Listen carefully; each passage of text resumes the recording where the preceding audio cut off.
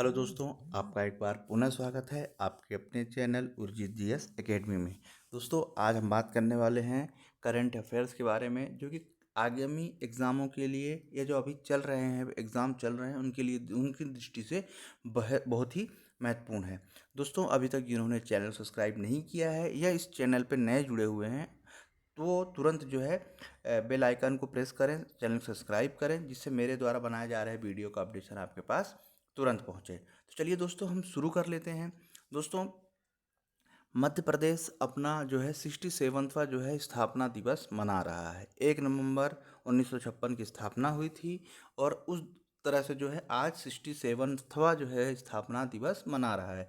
तो जो ये 67th जो है स्थापना दिवस है, ये किस रूप में मना रहा है? तो दोस्तों, वो मना रहा है जन उत्सव के रूप में। ठीक है, प्रश्न यही पूछा जाता है कि मध्य प्रदेश 67वां स्थापना दिवस किस रूप में मना रहा है? तो वो है जन उत्सव के रूप में। ठीक है, ये चीज़ जरूर ध्यान रखिएगा, इस तरह के ही प्रश्न जो है बनते हैं। दोस्तों, आप लोग जानते ही होंगे कि राज्यों का गठन कैसे हुआ है और किस किस किस समितियों की सिफारिश पे हुआ है, कौन कौन मेंबर थे और कितने राज्य जो है गठित किए गए हैं। ठीक है, अगर यदि आप ये पूरा इतिहास इसके बारे में, अगर राज्य स्थापना के बारे में अगर आप इतिहास नहीं जानते हैं तो आप मुझे कमेंट्स बॉक्स में बताइए। मैं इसका अलग से जो है एक सेपरेट वीडियो पूरा इतिहास से लेके वर्तमान तक जो है कितने राज्य गठित हुए, क्या कौन कौन समितियों के द्वारा सिफारिशों पर गठित हुए, सारी चीज़ें जो है इसका जो है मैं आपको उल्लेख करूँगा। तो आप जो है अगर आपको पता है तो ठीक है, अगर नहीं पता है तो आप मुझे कमेंट्स बॉक्स में ज़रूर बताइए, मैं इसका एक अलग से सेपरेट वीडियो बनाऊंगा। क्योंकि 1 नवंबर को मध्य प्रदेश के अलावा और कुछ राज्य हैं जिनका जो है स्थापना दिवस आता है। ठीक है, तो चलिए दोस्तों, ये काफ़ी महत्वपूर्ण है, इस पर ध्यान रखिएगा। इसके बाद जो नेक्स्ट क्वेश्चन है नंबर 2 का, वो है कि वाई चंद्रचूड़ भारत के होंगे 50वें मुख्य न्यायाधीश। ठीक है, यानी सर्वोच्च जो न्यायालय है भारत का या सुप्रीम कोर्ट है, उसके जो न्यायाधीश होंगे वो वाई चंद्रचूड़ जी होंगे और वो 50वें जो नंबर होगा, उसका क्रम होगा, वो 50वें मुख्य न्यायाधीश होंगे। दोस्तों, काफ़ी महत्वपूर्ण है क्योंकि अक्सर जो है हम देखते हैं कि प्रश्न में पूछा जाता है या पहली बार हो कोई चीज़, या 100 हो गई हो या 50 हो या 1000 भी हो, इस टाइप की चीज़ें अक्सर जो है पूछी जाती है। तो इस दृष्टि से महत्वपूर्ण है, पूछा जरूर जाएगा। और सुप्रीम कोर्ट का जो है special video Urjit GS academy में अपलोड है, आप वहाँ से जो है जाकर वहाँ पर देख सकते हैं।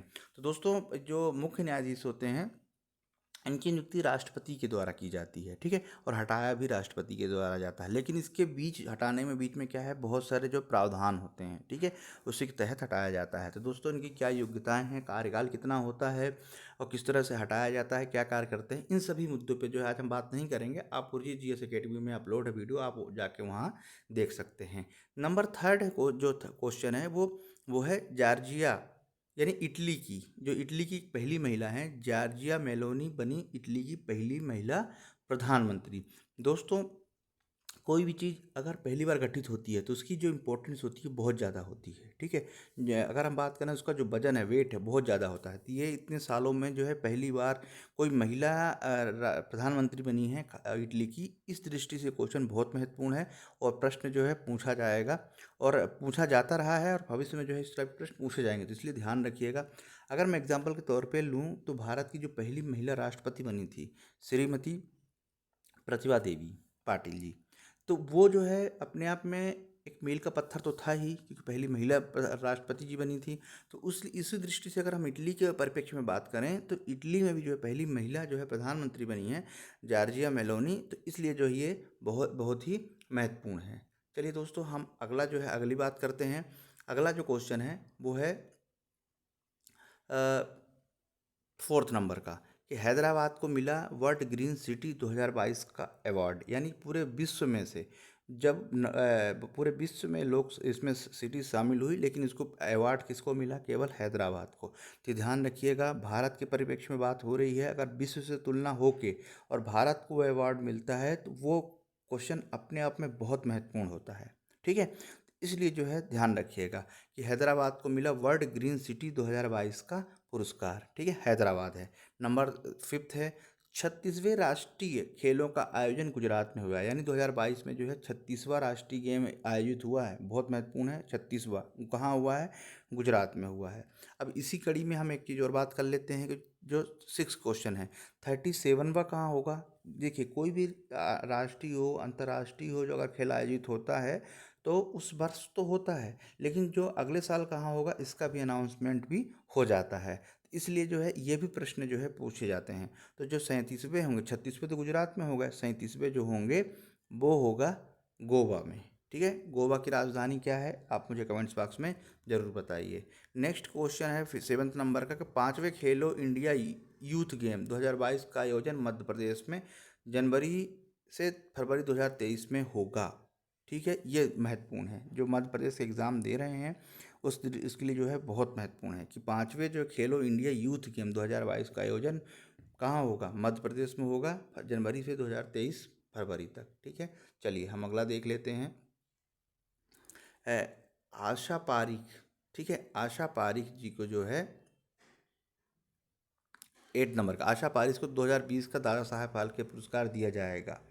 ठीक है, किसको? आशा पारीख जी को। ठीक है, एक्ट्रेस हैं, इनको सभी लोग जानते हैं, पुरानी एक्ट्रेस हैं, और 2020 का दादा साहब फाल्के पुरस्कार जो है इनको 2022 में दिया जाएगा।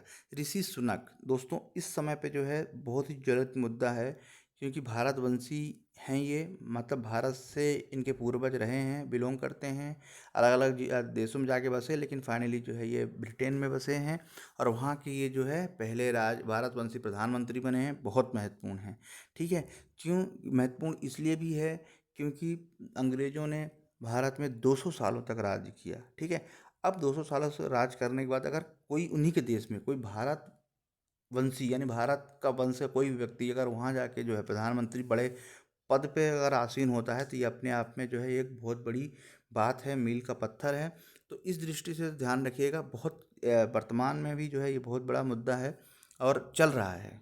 ठीक है, मुद्दा इन द सेंस कि बहुत अच्छी खबर है और बहुत अच्छे उसमें देखा जाना चाहिए कि ऋषि सुनक जो है बने ब्रिटेन के पहले भारतवंशी प्रधानमंत्री। ठीक है, ऋषि सुनक। दोस्तों ऋषि सुनक वही हैं जो इन्फोसिस के जो फाउंडर में से एक जो है कृष्णमूर्ति हैं, नारायण कृष्णमूर्ति जी हैं, तो उनके जो है ये दामाद हैं। ठीक है, तो ये वो सुनक है।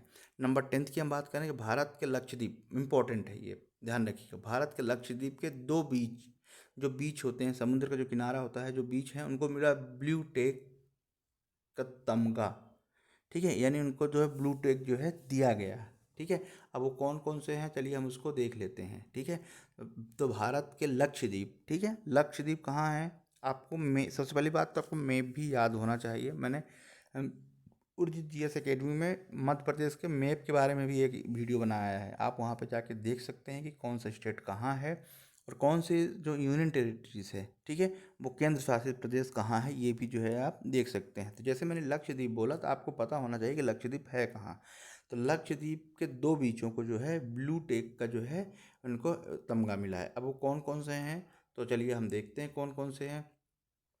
तो एक हैं ये, दरअसल लक्षद्वीप के मिनिकॉय, ठीक है, मिनिकॉय में एक थुंडी बीच है और दूसरा करदम बीच, कदमत बीच, दोनों को ब्लू टेक जो है वैश्विक स्तर पर मान्यता प्रदान की गई है और प्रतिष्ठित अंतर्राष्ट्रीय इको लेवल ब्लू टेक ये प्रदान करता है। ठीक है, यानी जो लक्षद्वीप है उसके 2 बीच हैं, एक मिनिकॉय में स्थित है थुंडी बीच, दूसरा है कदमत बीच, इन दोनों को ही मिला हुआ है, ध्यान रखिएगा, मिनिकॉय में स्थित है थुंडी और कदमत बीच, इन्हीं दोनों को ब्लू टेक दिया गया है, ब्लू टेक का स्तर दिया गया। अब किसने दिया है? वो दिया है इको लेवल ब्लू फ्लैग। ठीक है, ये संस्था है जो कि ये ब्लू टेक देती है। इसके साथ भारत में ब्लू फ्लैग के तहत प्रमाणित समुद्र बीचों की संख्या कितनी हो गई है? 12 हो गई है। ठीक है, 12 हो गई, ये दोनों मिला के जो है कितनी हो गई है? 12 हो गई हैं। चलिए नेक्स्ट देख लेते हैं। 11वां क्वेश्चन है, दुनिया में सबसे स्वच्छ समुद्र तटों को फाउंडेशन फॉर एनवायरनमेंट एजुकेशन द्वारा, ये उसी का भाग है, अलग से नहीं है। ठीक है, जो हम ब्लू टेक पढ़ रहे हैं कि दुनिया में जो है सब जो स्वच्छ समुद्र होते हैं, ठीक है, उनके तट होते हैं, अक्सर हम देखते हैं कि जो समुद्र के तट होते हैं, क्योंकि वहाँ पे पब्लिक ज़्यादा जाती है, जहाँ क्राउड ज़्यादा होगा वहाँ पर जो है थोड़ा सा अस्वच्छता यानी थोड़ा गंदगी थोड़ी सी बढ़ती है। ठीक है, क्योंकि क्राउड ज़्यादा होता है, लेकिन अगर इसी के बीच यदि पब्लिक बढ़ने के बावजूद अगर स्वच्छ रहे तो उसको इस दृष्टि से जो है ब्लू टेक जो है देते हैं। तो दुनिया में सबसे स्वच्छ समुद्र तटों को फाउंडेशन फॉर एनवायरमेंटल एजुकेशन द्वारा ब्लू फ्लैग सर्टिफिकेट जो है दिया जाता है। ठीक है, अभी हमने यहाँ पर बात की थी, शायद यहाँ पे हमने कुछ गलत बोल गए कि ये in the eco label flag प्रदान किया जाता है, नहीं ठीक है, ठीक है, ये जो चीज़ थी प्रदान किया जाता है। चलिए आगे देखते हैं हम कि दुनिया के स्वच्छ तटों को फाउंडेशन फॉर एनवायरमेंटल एजुकेशन द्वारा ब्लू टैग फ्लैग सर्टिफिकेट जो है दिया जाता है। चलिए आगे हम देखते हैं, नंबर 12 है। नंबर 12 क्या कह रहा है? कह रहा है कि देश का पहला राज्य मध्य प्रदेश जहां ग्रीन सिटी इंडेक्स की शुरुआत की गई। बहुत महत्वपूर्ण। देखिए मध्य प्रदेश की बात हो रही है, वो भी इंडिया में पहला है, इसलिए जो है ये और भी महत्वपूर्ण हो जाता है कि देश का पहला राज्य मध्य प्रदेश है जहाँ पर ग्रीन सिटी इंडेक्स, ठीक है, ग्रीन सिटी इंडेक्स की जो है शुरुआत हो रही है। ठीक है, जैसे भारत ने पहले ह्यूमन डेवलपमेंट इंडेक्स की शुरुआत की थी तो हुआ तो पूरे इंडिया लेवल पे, लेकिन भारत में सबसे पहले मध्य प्रदेश में हुई थी। ठीक है, कमेंट्स बॉक्स में बताइए कब हुई थी। ठीक है, अगर आप नहीं बता पाएंगे तो मैं ज़रूर बताऊंगा, तो आप कमेंट्स बॉक्स में ज़रूर मुझे बताएं, मैं वहीं पर रिप्लाई करूंगा। ठीक है, देश का पहला राज्य मध्य प्रदेश है जहाँ ग्रीन सिटी इंडेक्स की शुरुआत हुई है, जिसके तहत प्रदेश के भोपाल, इंदौर, ग्वालियर, जबलपुर यानी जो मध्य प्रदेश के 4 महानगर हैं, इस सहित प्रदेश के 16 शहरों में ग्रीन सिटी इंडेक्स रैंकिंग की जो है शुरुआत हो गई है। ठीक है, तो ये ध्यान रखिएगा, देश का पहला राज्य मध्य प्रदेश है जहाँ ग्रीन सिटी की जो है शुरुआत की गई है। इसके अलावा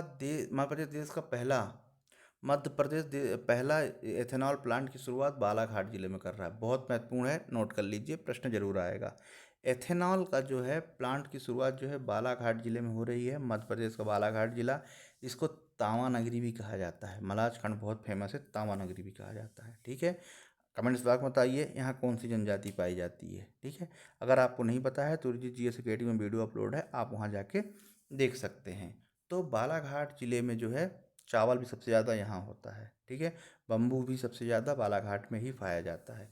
तो दोस्तों मध्य प्रदेश का पहला एथेनॉल प्लांट जो है बालाघाट जिले में जो है स्थापित किया जा रहा है। नंबर 14 क्वेश्चन है, 2022 का महात्मा गांधी राष्ट्रीय सम्मान नर्मदा प्रसाद उपाध्याय को दिया जाएगा। 2022 का महात्मा गांधी सम्मान किसको दिया जाएगा? नर्मदा प्रसाद उपाध्याय को दिया जाएगा। ठीक है, ध्यान रखिएगा, काफ़ी महत्वपूर्ण है। नेक्स्ट क्वेश्चन है कि 2021 का लता मंगेशकर सम्मान से कुमार सानू को सम्मानित किया जा रहा है। कुमार सानू जी को मध्य प्रदेश का 2021 का लता मंगेशकर सम्मान जो है दिया जाएगा। ये मध्य प्रदेश का संस्कृति विभाग द्वारा जो ये सम्मान दिया जाता है, तो ध्यान रखिए कुमार सानू को ये अवार्ड दिया जाएगा।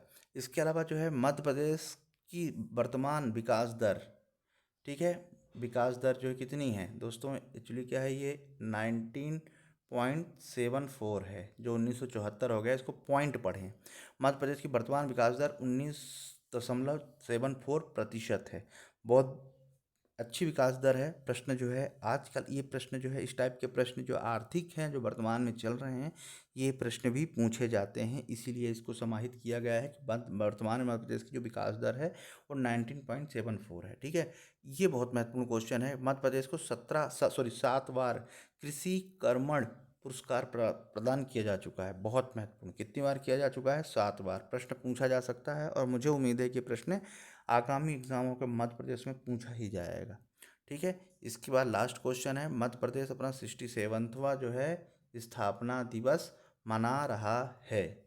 ठीक है, 7 बार कर्मठ पुरस्कार मिला, विकास दर 19.74 है और 67वां जो है, ये ध्यान रखिएगा नंबर, विकास अपना वो स्थापना दिवस मना रहा है। दोस्तों महत्वपूर्ण था, उम्मीद करता हूँ कि आप लोगों के लिए काफ़ी फ़ायदेमंद होगा। आप अगर किसी भी चीज़ में, अगर आप इसमें किसी प्रकार का सुझाव देना चाहते हैं, अपनी प्रतिक्रिया देना चाहते हैं, कमेंट्स बॉक्स में ज़रूर बताइए। अगर आपको लगता है कि मुझे किसी और विषय पर वीडियो बनाना चाहिए, आप मुझे बताइए, मैं उसका पूरा इतिहास सहित पूरा आपके सामने जो है प्रस्तुत करूँगा। दोस्तों पढ़ते रहिए, नमस्कार।